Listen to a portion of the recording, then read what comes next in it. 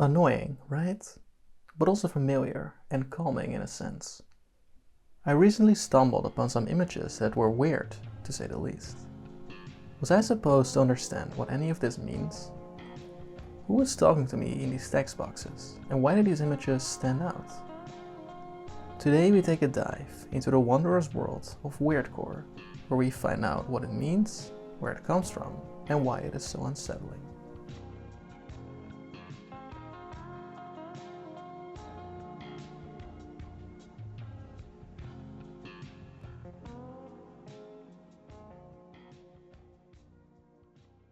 It is no wonder we have seen the rise of aesthetics such as Weirdcore, as we all seem nostalgic for a time when Windows looked like this, the screen of death haunted our daily lives, and when word art was used everywhere.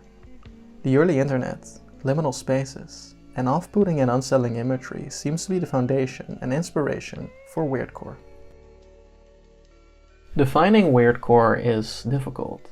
Most of these images look and feel as if they should tell an entire story, but we only get a snippet. This story is told with text, which sometimes looks like word art, is italicized, or is just plain Arial. Not every instance of Weirdcore has text, but most do. Most sentences used are inner dialogue, but they can also be statements and in some cases, warnings. One would think that with text like this, the image itself should give context to the story. That is far from the case with Weirdcore, as the image itself makes the entire piece more confusing. If a picture tells 1,000 words, then Weirdcore tells 1,000 words in a language you don't understand. Before we go any further, I would like to clarify what type of Weirdcore I will be referring to. When I mention Weirdcore, I am talking about the type that is found on the r/Weirdcore subreddit. I am aware that the term is interpreted and used differently on the internet, as it is often seen as a fashion trend. What I also notice on Google Images is that the search result for Weirdcore leads to many images containing human eyes, angel wings, and red mushrooms. I suppose it is interesting to use these eyes in one image, but I don't get the need for using them in every single one. The main difference between these types is that the ones containing a lot of eyes are usually lower effort. Weirdcore is simplistic and minimal, and proposes clever concepts that trick our brain. A common concept is the usage of black boxes or entire blacked out areas. This family photo, for example, seems fairly normal at first glance, besides the obvious boxes blocking the family their faces.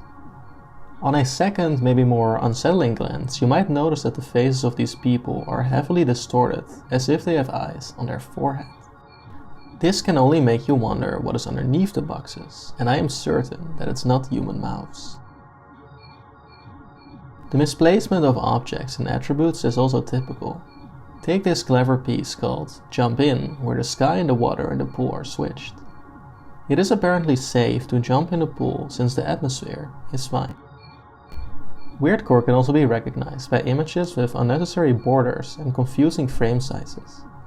It's these borders that remind me of another time, a time before big corporations had monopolized the internet. Weirdcore images are low in resolution, compressed. They are highly saturated, and some are unpredictable. Weirdcore is, undoubtedly, everything that the early internet once was. The internet goes back as far as the 1960s, when it was solely used by the government. April of 1993 was when the World Wide Web became public domain, which marked a new era. People started making and designing their own websites, as you could make a website for anything and everything. The internet had a lot of personality, because it was flooded with personal websites and user-created design. If you were to compare websites from the 90s with modern corporate-owned websites, you would notice a huge difference in aesthetic and color. In the present day, web customization is dead, and modern web UI is way more restricted than it used to be. Contemporary art styles such as Allegria now dominate the internet. Corporate logos are more simplified than ever, which causes them to lose personality.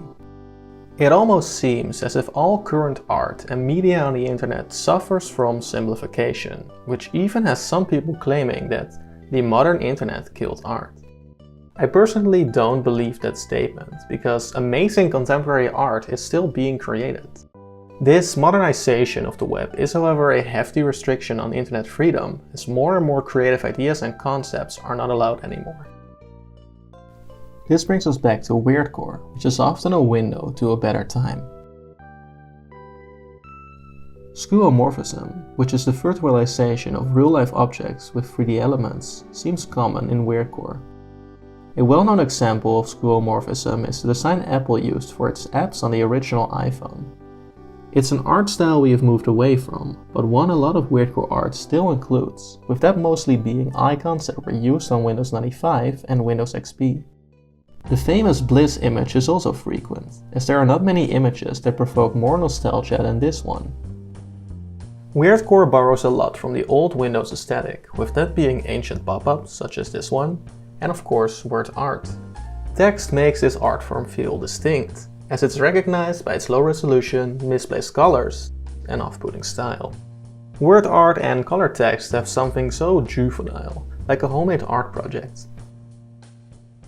There's a lesser known but similar aesthetic to Weirdcore called Old Webcore.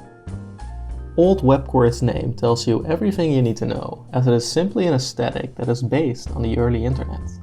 Old Webcore is something that can be found all over the internet, whether you're browsing Reddit, watching YouTube, or looking for music.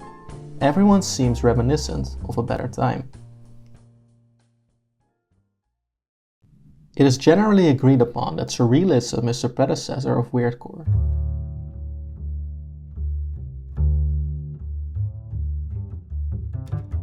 Surrealism captures the dreamlike, the bizarre, and the unreal.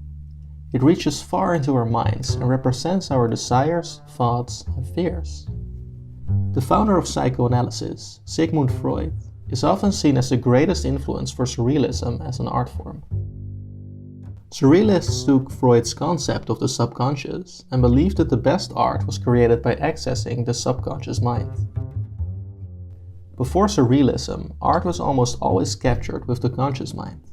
Artists painted what they saw or read, and most art was realistic. There were self-portraits, landscapes, paintings of war. Almost everything was real, painted or drawn in the way the eyes perceived the world. The actions, emotions, and ideas in the mind that one is not fully aware of is our subconscious. The Surrealism movement started in 1924, when artists started using this concept in their work. The 20th century has seen many important Surrealists, with most notably Salvador Dalí. Dalí had a very eccentric personality, and he definitely reflected this in his art. In Dalí's most famous painting, The Persistence of Memory, we witness a dreamlike landscape with 3 melted clocks. This work has many different interpretations, but it always occurred as a distortion of space and time to me. Besides Dalí, there have been many other famous Surrealist artists, such as René Magritte, Pablo Picasso, and Max Ernst. I particularly like M.C. Escher, as his art often combined the surreal with impossible structures.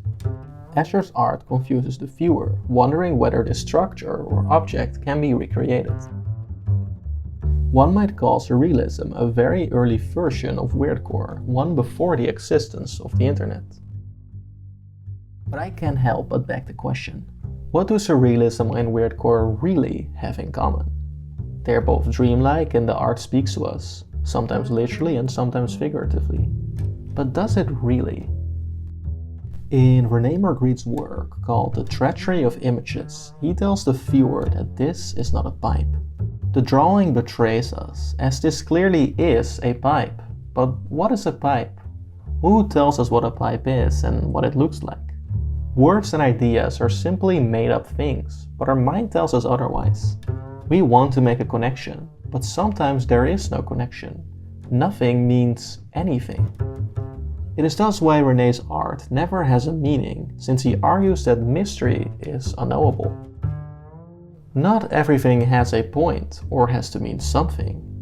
The Treachery of Images reminds me of Weirdcore, not because it's an image with confusing and misdirecting text, but because of its idea that states the falseness of connection. Many, if not all of these images don't mean anything, so there's no point in analyzing them. They are made to confuse or unsettle you as entertainment.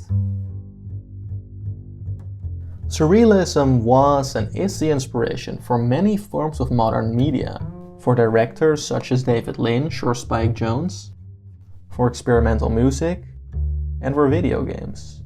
One of the most famous surrealist games is LSD Dream Emulator, which is now identified as a cult classic.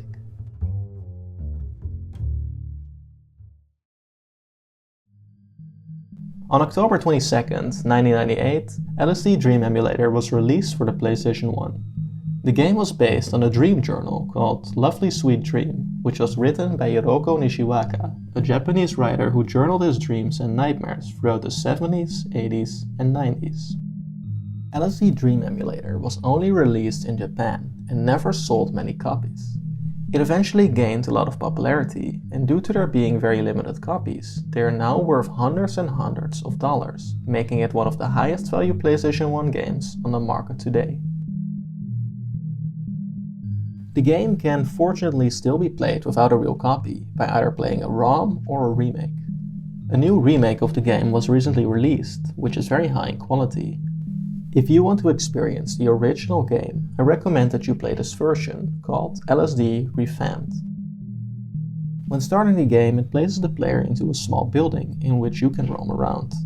When you walk into a wall or an object, you will sometimes teleport to another area. You can keep exploring until you will either fall or reach an end. The dream is then over, and you are confronted by a weird looking map that shows which areas you explored during your dream. LSD Dream Emulator is often regarded as a weirdcore game.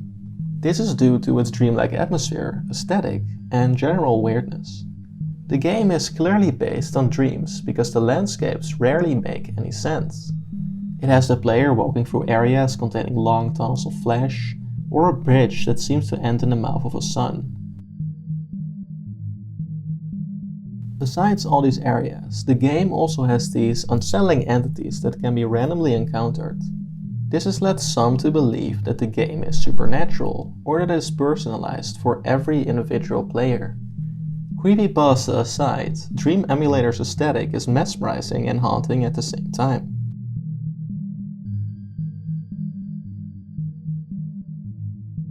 Nothing you see or witness makes any sense as you explore the landscape of someone's mind, which is simply a recollection of experiences and ideas. This is exactly what LSD Dream Emulator and Weirdcore have in common. They are both a rendition of broken memories. Dream Emulator feels familiar to me on a personal level, not because of the dreams or the PlayStation 1 aesthetic, but because of its perception.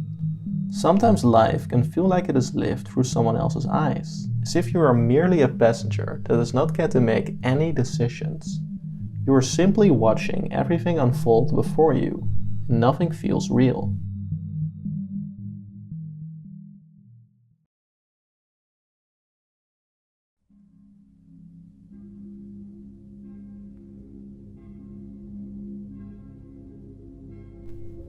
In April of 2023, my car's engine caught fire and burned down completely.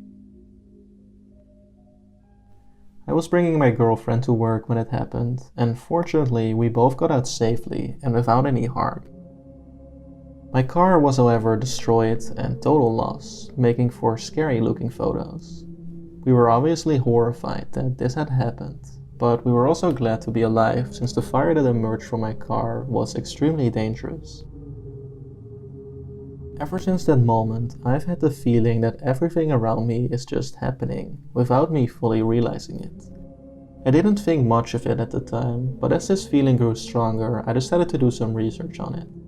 As it turns out, there's a mental disorder called depersonalization or derealization, or simply DPDR, which involves a persistent or recurring feeling of being detached from one's body or mental processes. This is not an uncommon form for anxiety for people who have been in a car accident. There are fortunately many ways to mitigate this feeling. It has gotten better for me, but the feeling is still there. DPDR is hard to describe, but Weirdcore has helped me understand this feeling better. Sometimes the world feels surprisingly bright, like a dream, and sometimes it is dark and grey, like I don't belong here. Weirdcore feels like an alternate reality, and so does life sometimes. Weirdcore is, without a doubt, a representation of DPDR. It often states things such as, "this is real," or "this is not a dream." It places our mind when we watch reality break or fall apart. I see Weirdcore as uncompleted photos of the past, a visualization of your memory. DPDR makes your memory blurry and blends events and things together, and so do these images. The present feels like a dream, and so does the past.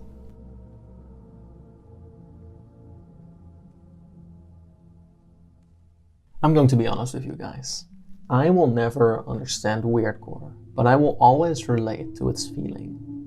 We live in a distracted world, and the rapid improvement of technology only makes reality feel more distant. Weirdcore is the consequence of a distant reality. I don't think nothing is real, but it sure feels like that sometimes. This is what makes looking at Weirdcore uncomfortable. It always feels weirdly nostalgic, and my brain is often looking for a reason or story behind the image, without there ever being one. The black boxes and fake warnings unsettle me, even though I know that there's no inherent danger.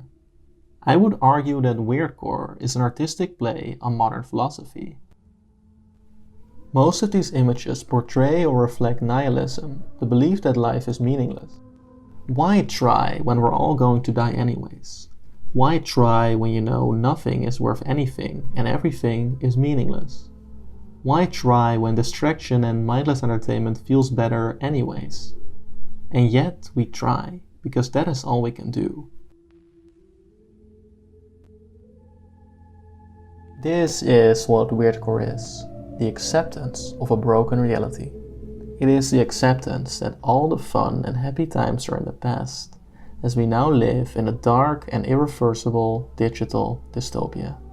Weirdcore is one of the last glimpses into a carefree past, back when everything still felt real.